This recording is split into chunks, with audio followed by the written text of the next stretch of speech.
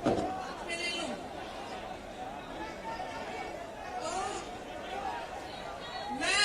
Congress party की जो प्रतिज्ञाएं हैं उनके बारे में आपको यहाँ पे बताने के लिए आई हूँ, क्योंकि यहाँ से एक यात्रा शुरू हो रही है जो 10 दिन के लिए पूरे उत्तर प्रदेश में हमारे जितने भी नेतागण हैं वे 4 अलग यात्राएं निकालेंगे, जिसमें से 3 की शुरुआत आज है, एक यहाँ बाराबंकी से निकलेगी।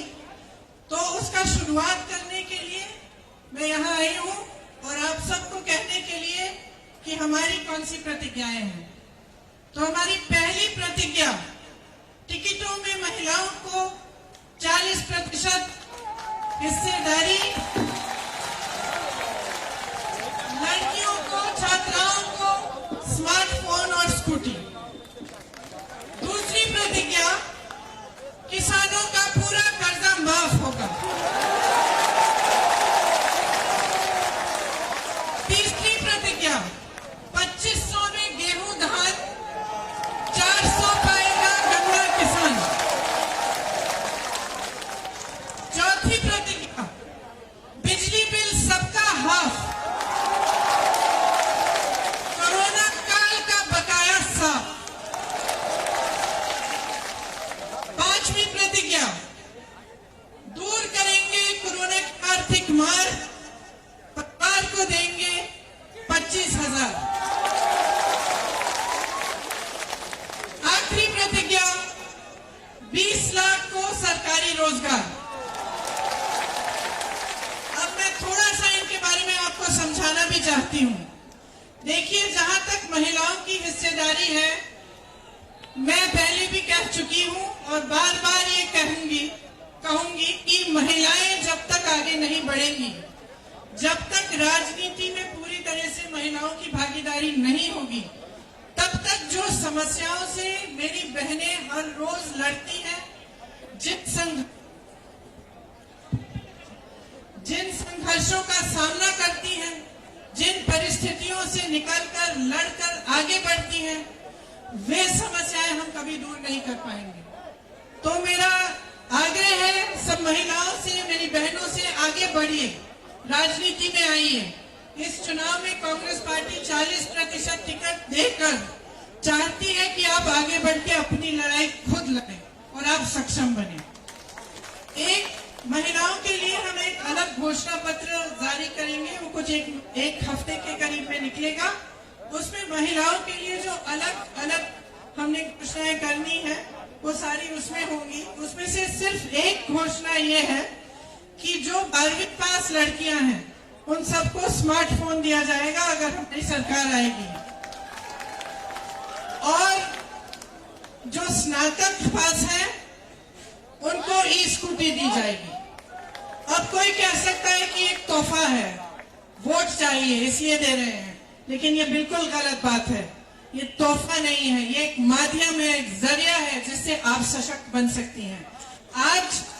आज जो स्मार्टफोन है उसके जरिए महिला अपनी सुरक्षा करती है, और जो ई स्कूटी है, जो छात्राएं हैं जो पढ़ रही हैं, जिनकी पढ़ाई हो गई है, जो नौकरी के लिए जाना पड़ता है, उनको इससे उनको बहुत सुविधा होगी। तो ये एक पहली प्रतिज्ञा है, लेकिन जो महिलाओं के लिए बाकी प्रतिज्ञाएं हैं वो सब हमारे घोषणा पत्र में, जो हम एक हफ्ते में जारी करेंगे, उसमें होंगी। किसान आज बहुत ही त्रस्त है।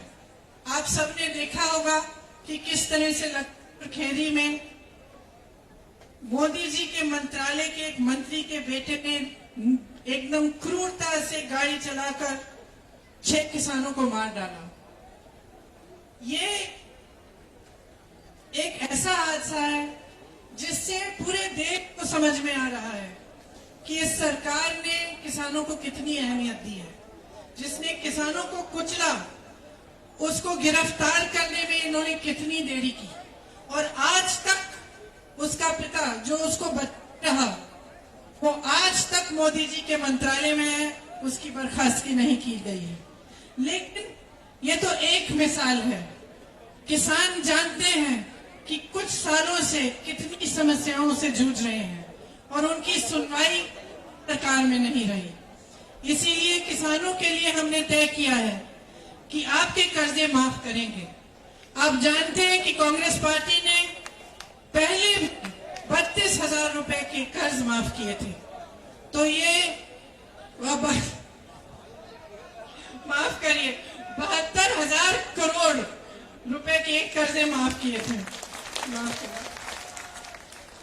तो आप सब जिन समस्याओं से जूझ रहे हैं आप जानते हैं।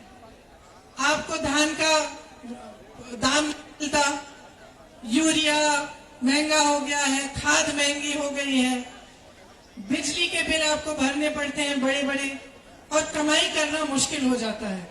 आप कर्ज में डूब रहे हैं, इसीलिए हमने ये निर्णय लिया कि आपके कर्ज माफ किए जाएंगे।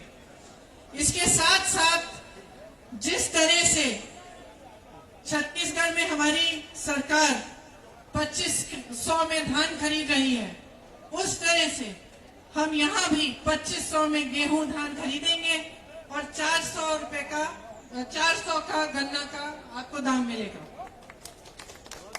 जब बिजली बिल की बात कर रहे हैं तो कोरोना काल के समय जो छोटे दुकानदार हैं, छोटे बिजनेस हैं, व्यापारी हैं, जिनका धंधा, जिनका काम एकदम बंद हुआ, उनको फिर भी बिजली के बिल बड़े बड़े भरने पड़े और पूरे कोरोना काल के समय कमाई नहीं कर पाए। इसीलिए हमने ये निर्णय लिया है कि कोरोना काल के समय जो आपने बिजली के बिल भरे उनको हम माफ कर देंगे। सबका बिजली बिल हाफ भी होगा। इसके साथ साथ कोरोना काल में जो गरीब परिवार थे, जिनकी बहुत आर्थिक मार हुई, जो कमा नहीं पा रहे थे, जो बाहर जा नहीं पा रहे थे अपनी रोजी रोटी कमाने के लिए, उनके लिए हमने निर्णय लिया है कि 25,000 रुपए उनको मिलेंगे। जो सरकारी रोजगार 20 लाख देना चाहते हैं, लेकिन इसमें मैं खास तौर से कहना चाहती हूँ कि पिछले 2 सालों में मैं बहुत संविदा कर्मियों से मिली, कॉन्ट्रैक्ट पे जो काम करते हैं उनसे मिली, और उन सब ने मुझे अपनी समस्याएं बताई। उसमें अध्यापिका भी हैं, टीचर्स हैं, स्वास्थ्य कर्मी भी हैं, अनेक काम करने वाले लोग हैं, और उनका पूरी तरह से शोषण किया गया है। तो खास तौर से मैं कहना चाहती हूँ कि उनका नियमितीकरण करने का हमने निर्णय लिया है। हमारी सरकार आएगी तो सबका नियमितीकरण हम करेंगे। तो ये हमारी मुख्य प्रतिज्ञाएं हैं। इस यात्रा द्वारा ये प्रतिज्ञाएं गांव-गांव तक पहुंचेंगी और जन जन तक हम बताएंगे, जन जन को बताएंगे कि हमने ये निर्णय क्यों लिए और किस तरह से इन निर्णयों को हम पूरा कर सकेंगे। तो आप सबकी इस यात्रा में भागीदारी के लिए आपका धन्यवाद। जय हिंद, जय किसान।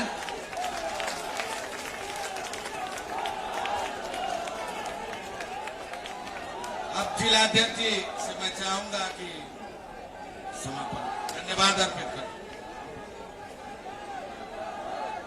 आज इस प्रतिज्ञा यात्रा के मौके के ऊपर हमारी नेता, हमारी बहन जो गरीब मजलूम मजदूर की लड़ाई लगातार लड़ रही हैं, आप सब देख रहे हैं, और मंच पे हमारे सम्मानित नेतागण, मैं आप सबका आभार जताते हुए और अपनी दीदी, अपनी बहन का बहुत आभार जताते हुए कि आज बाराबंकी जनपद जो कि गंगा जमुनी तहजीब की मिसाल है, भाईचारे, एकता, अखंडता की मिसाल है, देवा महादेवा की पावन धरती है, मैं दीदी का स्वागत